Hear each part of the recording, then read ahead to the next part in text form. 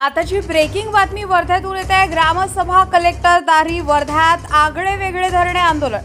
महाविकास आघाडी India alliance तसेच सामाजिक संघटनेच्या वतीनं धरणे आंदोलन। आमच्या जिल्ह्यामध्ये 356 ग्रामपंचायती, 8 पंचायत समित्या आणि 7 नगरपालिका आणि 3 नगरपंचायती आणि 54 जिल्हा परिषद सदस्य आणि 110 पंचायत समिती सदस्य अशा आहेत। आणि या सर्व संस्थांच्या निवडणुका गेल्या 3 वर्षापासून ह्या भाजप सरकारने घेतलेल्या नाही आहे। हा सरकार हे जे निवडणुका न घेण्याचं कारण ओबीसीचा मुद्दा वगैरे सांगून करत आहे, परंतु संविधानाने कोणताही जो अधिकार दिलेला आहे संविधानाने की निवडणूक आपला कार्यकाळ संपला तर 6 महिन्याच्या आत नवीन निवडणुका घ्यायला पाहिजे, परंतु हे सरकार संविधानाच्या विरोधात जाऊन हुकुमशाहीकडे वाटचाल करत आहे।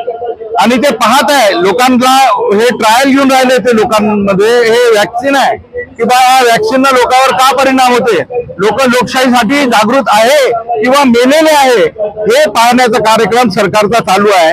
त्याच्यासाठी आम्ही लोक ग्रामसभा कलेक्टरदारी म्हणजे ही ग्रामसभेमध्ये जी ताकद राहते ती आम्ही आता कलेक्टरला दाखवत आहे का गेल्या 3 वर्षापासून जनतेला जो अधिकार आहे, संविधानाचा अधिकार आहे, लोकप्रतिनिधी बनण्याचा अधिकार जो आहे, शासन चालवण्याचा अधिकार जो आहे लोकशाही मार्फत, तो अधिकार हे शासन हे सरकार भाजप सरकार म्हणजे हिसकावून घेत आहे। त्याच्यासाठी आम्ही कलेक्टरवर आज हे दाखवत आहे की आम्ही अजूनही जागृत आहे, आम्ही लोकशाही जिवंत ठेवायची आहे, आम्हाला संविधान जिवंत ठेवायचं आहे, त्याच्यासाठी आमचे हे सर्व उपक्रम आहे।